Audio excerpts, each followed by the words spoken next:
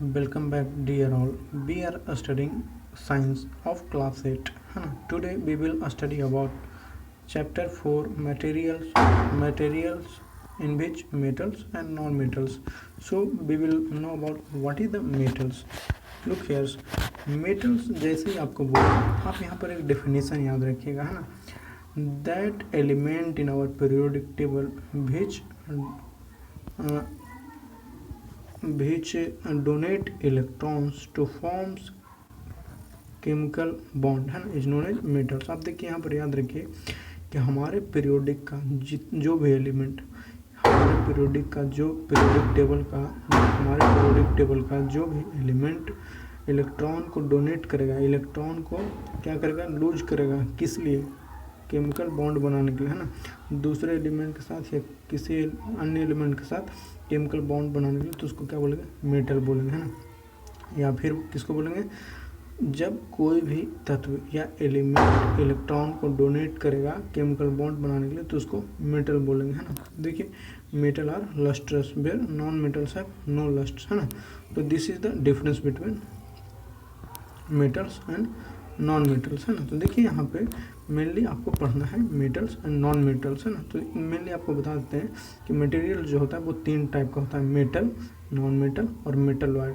हमारे periodic table में सबसे ज़्यादा संख्या मेटल का है, उसके बाद नॉन मेटल का, है ना, और सबसे कम 7 जो है, 7 element in our periodic table that is metalloid, है ना। 7 element in our periodic table is metalloid. तो देखिए आपको बता दिया what is the metal element of our periodic table which donate electron to forms chemical bond is known as metal, है ना। हमारे पीरियोडिक टेबल का वह एलिमेंट जो इलेक्ट्रॉन को डोनेट करेगा केमिकल बॉन्ड बनाने के लिए, उसको मेटल बोलेंगे। दूसरा, what is the non metal, the element which gain electron to form chemical bond is known as non metal, है ना। अब नॉन मेटल किसको बोले, कि जो हमारा एलिमेंट, हमारे पीरियोडिक टेबल का वह एलिमेंट, है ना, हमारे आवर्त सारणी का वह तत्व जो इलेक्ट्रॉन को क्या करेगा, ग्रहण करेगा या गेन करेगा, है ना, उसको क्या बोल देंगे हम लोग, अधातु बोलेंगे, है ना। The element of our periodic table which gain electrons to form bond, है ना, chemical bond is known as non metal. So later we will know about what is metal and non metal, metalloids, है ना। Sorry, metal जान गए, non metal जान गए, metal wide किसको बोलते हैं। देखिए, मेटल किसको बोलते हैं तो जानेंगे, मेटल वाइड किसको बोलते हैं वो जानेंगे। तो मेटल वाइड उसको बोलते हैं जिसके अंदर मेटल और नॉन मेटल दोनों प्रॉपर्टी जो हो, है ना, मतलब element of our periodic table which have nature of metal and non metal both is known as metalloid, है ना। जिसके अंदर मेटल का भी गुण हो और नॉन मेटल का भी गुण हो, उसको क्या बोलते हैं, आपका मेटल वाइड बोलते हैं। क्लियर हो गया। अब देखिए, हमारे पास मेटल का कुछ फिजिकल प्रॉपर्टीज होता है और कुछ केमिकल प्रॉपर्टीज होता है।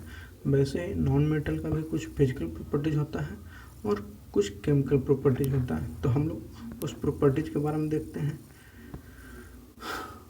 सॉरी, मेटल का जो फिजिकल प्रॉपर्टीज होता है ना, मेटल का जो फिजिकल प्रॉपर्टीज होता है, जो क्या होता है, लस्ट्रस होता है, मतलब चमक होता है ना। जबकि नॉन मेटल का फिजिकल प्रॉपर्टी होता है, उसमें लस्ट्रस नहीं होता है, मतलब इसमें चमक नहीं होता है। Generally metal are malleable and ductile. What is the meaning of malleable, है ना। मेलिएबल का मतलब होता है कि अगर हमारे पास मेटल के ऊपर हथौड़ा से बार करके, है ना, मार के हथौड़ा से पीट के उसको सीट के फॉर्म में कन्वर्ट कर दे, चादर के फॉर्म में कन्वर्ट कर दे, तो उसको क्या बोलते हैं, मेलिएबल प्रॉपर्टी, है ना। तो मेटल क्या होता है, मेटल को हम लोग चौड़ा कर सकते हैं। इसीलिए तो देखिए आपका मेलिएबल प्रॉपर्टी के कारण ही जैसे एल्यूमिनियम का कुकर बनाया जाता है ना, हमारे खाने पीने का जो यूटेंसिल होता है, बर्तन होता है घर में, वो सभी मेटल का होता है। और किस कारण होता है, मेलिएबल प्रॉपर्टीज के कारण होता है। डक्टाइल किसको बोलते हैं, कि that property of element due to which element can be drawn in form of wire, है ना, उसको डक्टाइल बोलते हैं।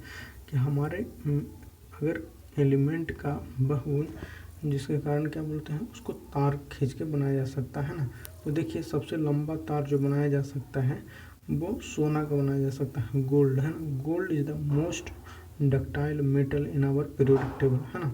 हमारे पूरे अभी तक जितना भी नॉन एलिमेंट है उसमें सबसे ज़्यादा डक्टाइल कौन होता है, गोल्ड होता है। फिर देखिए नॉन मेटल होता है, उसके ऊपर ना ही मेलिएबल होता है ना ही डक्टाइल होता है, ब्रिटल इन नेचर होता है। जैसे हथौड़ा मारिएगा इसके ऊपर या हैमर को स्ट्राइक कीजिएगा, छोटा छोटा टुकड़ा में टूट जाएगा, है ना। अब देखिए बोला जाता है generally metals are good conductor of heat and electricity but non metals are poor conductor, है ना। देखिए बोला जाता है कि जितना भी मेटल जो है ना वो सभी का सभी क्या होता है, गुड कंडक्टर ऑफ हीट, मतलब उससे हीट पास कर जाता है। देखिए अगर हम लोग खाने बनाने के लिए कुकर को चढ़ा दिए और कुकर गर्म ही नहीं हुआ तो उसके अंदर अगर चावल बना रहे हैं या दाल बना रहे हैं या पानी गर्म कर रहे हैं तो वो हीट गर्म नहीं होगा, तो हमारा खाना ही नहीं बनेगा, है ना। मतलब क्या हो रहा है, तो देखिए गर्म हो जाता है। इसीलिए ना हम लोग आपका एल्यूमिनियम का या फिर स्टील का या आयरन का यूज करते हैं, क्यों, क्योंकि गुड कंडक्टर ऑफ हीट होता है। दूसरा कॉपर का देखिए वायर होता है ना, एल्यूमिनियम का भी वायर होता है, आपका आयरन का भी वायर होता है ना। तो ये क्यों होता है, क्योंकि इसके अंदर करंट पास कर सकता है। तो अभी बता दिए मेटल जो होता है वो आपका good conductor of heat and electricity होता है, जबकि नॉन मेटल में ऐसा नहीं होता है ना। नॉन मेटल में एक एक्सेप्शन में पढ़ा जाता है ना, कि कार्बन एक नॉन मेटल है और कार्बन मेटल का एक एलोट्रॉप्स होता है ग्रेफाइट, जिससे आपका इलेक्ट्रिसिटी पास करता है। क्या पास करता है, इलेक्ट्रिसिटी पास करता है। ये एक एक्सेप्शन है ना। आगे बढ़ते हैं। On burning metal react with oxygen to produce metal oxide which are basic in nature. Non metallic metals react with oxygen to produce non-metallic oxides which are acidic in nature, है ना। तो देखिए यहाँ पर जानिए कि what is the meaning of, अभी आपका ऊपर जो बताइए है ना, ऊपर बताया आपका फिजिकल प्रॉपर्टी, अब होता है इसका केमिकल प्रॉपर्टी। कि जब देखिए मेटल है, मेटल में आप बहुत सारा मेटल है ना। हमारे पीरियोडिक टेबल में जो आपका लेफ्ट साइड का जो एलिमेंट होता है वो आपका मेटल होता है, जबकि राइट साइड में जो एलिमेंट होता है वो नॉन मेटल होता है। मेटल में देखिए जो पहला ग्रुप पीरियोडिक टेबल का होता है पहला और दूसरा, ठीक है, ये पूरा का पूरा क्या होता है, मेटल होता है। जैसे सोडियम है ना, जैसे आपका कैल्शियम है, जैसे आपका मैग्नीशियम है ना। तो देखिए मैग्नीशियम को अगर ऑक्सीजन से रिएक्शन करवाइएगा तो यहाँ पे मेटल ऑक्साइड बनेगा, है ना। तो मैग्नीशियम एक मेटल है, तो मैग्नीशियम ऑक्सीजन से रिएक्ट करके क्या बनेगा, मैग्नीशियम ऑक्साइड, है ना। आप यहाँ पे कैल्शियम को रिएक्ट करवाइएगा तो कैल्शियम ऑक्साइड बनेगा। तो इसका नेचर कैसा होता है, बेसिक इन नेचर होता है। कैसा होगा, बेसिक इन नेचर होता है, मतलब बेस के जैसा होगा, है ना। पिछले साल आप लोग पढ़े थे, है ना, एसिड बेस और सॉल्ट। तो उस चैप्टर में आपको बताया था कि एसिड किसको बोलते हैं, बेस किसको बोलते हैं, है ना। दूसरा देखिए नॉन मेटल जो होता है वो आपका ऑक्सीजन से रिएक्ट करके नॉन मेटेलिक ऑक्साइड बनाता है ना। और इसका नेचर कैसा होता है, एसिडिक इन नेचर होता है। तो जैसे देखिए कार्बन डाइऑक्साइड, कार्बन एक नॉन मेटल है, तो कार्बन से जब ऑक्सीजन रिएक्शन करता है तो कार्बन डाइऑक्साइड बनाता है ना, तो इसका एसिडिक इन नेचर होता है। दूसरा नाइट्रोजन जब ऑक्सीजन से रिएक्शन करता है तो नाइट्रोजन ऑक्साइड बनाता है, तो इसका नेचर कैसा होता है, एसिडिक इन नेचर होता है। फिर बोलता है some metals react with water to produce metal hydroxide and hydrogen gas. देखिए जबकि कुछ मेटल जो होता है ना, वो आपका वाटर से रिएक्शन करके मेटल हाइड्रोक्साइड बनाता है और क्या प्रोड्यूस करता है, हाइड्रोजन गैस। जैसे देखिए आपका हमारे पास सोडियम है ना, तो सोडियम को जब वाटर के साथ रिएक्शन करवाइएगा तो सोडियम के लिए क्या यूज करेंगे, Na is a symbol of sodium, है ना। और वाटर का क्या होता है फॉर्मूला, H2O। तो जब Na जो सोडियम है वो रिएक्ट करेगा वाटर से तो क्या बनाएगा, NaOH, सोडियम हाइड्रोक्साइड, है ना। NaOH सोडियम हाइड्रोक्साइड बनाए और साथ में हाइड्रोजन गैस भी रिलीज कर देगा। जबकि जो नॉन मेटल होता है वो पानी के साथ रिएक्शन नहीं करता ज़्यादातर, है ना। लेकिन ऐसा नहीं है कि बिल्कुल नहीं करता है ना, ज़्यादातर केस में नहीं करता है। जैसे नाइट्रोजन को आप वाटर के साथ रिएक्शन करवाइएगा तो नाइट्रोजन हाइड्रोक्साइड नहीं बनेगा, है ना। आगे बढ़ते हैं यहाँ पे, metal react with acid and produce metal salt and hydrogen gas. देखिए पिछले साल आपको पढ़ाए थे, है ना, तो वहाँ से थोड़ा बहुत याद करने की कोशिश कीजिए। कि जब मेटल है एसिड के साथ रिएक्शन करेगा तो क्या बनाएगा, मेटल सॉल्ट और हाइड्रोजन गैस। जैसे एक मेटल ले लीजिए, फिर से आप सोडियम ले लीजिए और सोडियम को रिएक्शन करवाइए हाइड्रोक्लोरिक एसिड के साथ, है ना। तो सोडियम जैसे ही हाइड्रोक्लोरिक एसिड के साथ रिएक्शन करेगा तो क्या बनाएगा, सोडियम क्लोराइड। तो सोडियम क्लोराइड एक क्या हो गया, सॉल्ट हो गया और साथ में हाइड्रोजन गैस रिलीज करेगा, है ना। फिर देखिए हम लोग कैल्शियम है, कैल्शियम को रिएक्शन करवा दीजिए आपका सल्फ्यूरिक एसिड से, है ना। तो Ca+H2SO4 कैल्शियम जब रिएक्शन करेगा सल्फ्यूरिक एसिड से तो क्या बनाएगा, कैल्शियम सल्फेट। कैल्शियम सल्फेट एक सॉल्ट है और साथ में हाइड्रोजन को रिलीज करेगा। आगे देखिए नॉन मेटल है जो एसिड के साथ रिएक्शन नहीं करता। बोलेगा क्या नॉन मेटल है जो एसिड के साथ रिएक्शन करता है, नहीं करता, है ना। आगे बोलते हैं some metals react with base to produce hydrogen gas, है ना। बोला जाता है कुछ मेटल जो है ना वो बेस के साथ रिएक्शन करता है क्या, प्रोड्यूस करने के लिए हाइड्रोजन गैस। जैसे देखिए, है ना, अब यहाँ पे हाइड्रोजन गैस प्रोड्यूस करेगा। तो देखिए यहाँ पे कैसे हाइड्रोजन गैस प्रोड्यूस करता है। जैसे हमारे पास कोई मेटल्स है और कोई बेस ले लेते हैं, है ना। बेस किसको बोल रहे थे, जिसके अंदर आपका हाइड्रो ऑक्साइड हो, है ना, हाइड्रो ऑक्साइड हो। तो यहाँ पे हाइड्रोजन गैस रिलीज हो जाएगा। आगे देखते हैं more reactive metals displace less reactive metals from there compound in aqueous solution.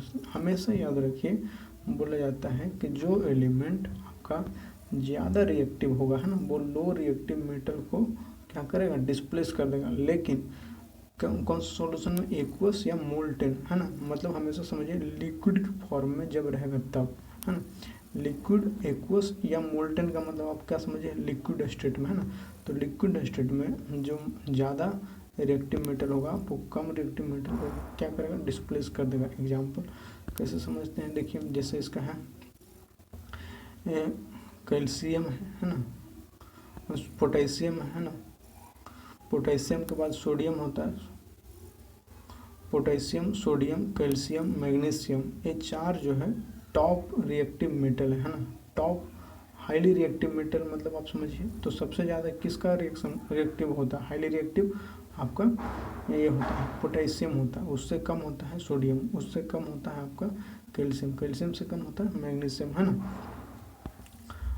तो ये देखिए अगर हमारे पास कोई रिएक्शन है कैल्शियम जहाँ पे आपका पोटेशियम है ना, पोटेशियम अगर कोई कंपाउंड बना के रखा है ना, जैसे पोटेशियम हाइड्रो ऑक्साइड है KOH, है ना। तो पोटेशियम हाइड्रो ऑक्साइड को जब हम लोग रिएक्ट करेंगे सोडियम के साथ, तो सोडियम है जो पोटेशियम को डिस्प्लेस नहीं करेगा। क्यों, क्योंकि पोटेशियम जो है वो सोडियम से ज़्यादा आपका रिएक्टिव है ना, इसके कारण। तो आप समझ गए होंगे। आगे बोलता है metal and non metals are used widely in everyday life, है ना।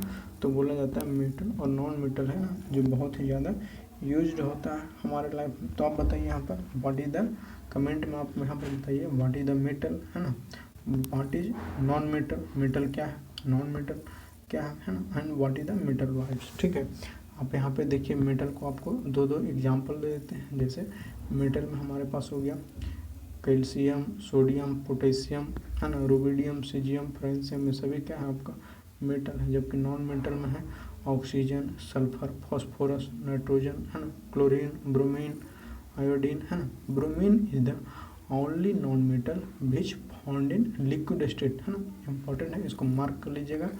Bromine is the only non metal which found in liquid state. जबकि बोला जाता है mercury Hg is only metal which found in liquid state, है ना। तो अगर बोला जाए कि कौन सा मेटल है जो लिक्विड स्टेट में होता है तो आपका मरकरी Hg, है ना, या पारा बोलते हैं। और अगर कौन सा नॉन मेटल जो आपका लिक्विड स्टेट में होता है ना, तो वो होता है आपका ब्रोमीन।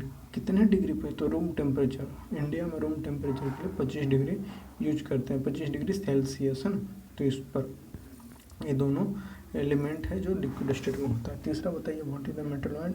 मेटलॉइड में जैसे हो गया जर्मेनियम हो गया, है ना, और सिलिकॉन हो गया। ठीक है, तो यहाँ पे आपको बता दिया है, अच्छे से उसको समझिए, 2-3 बार लेक्चर को सुनिए, अच्छा लग रहा है तो आप चैनल को सब्सक्राइब कीजिए, वीडियो को लाइक कीजिए, दोस्तों के साथ शेयर कीजिए। आपको दिक्कत है तो हमें कमेंट करके बताइए। Thank you so much.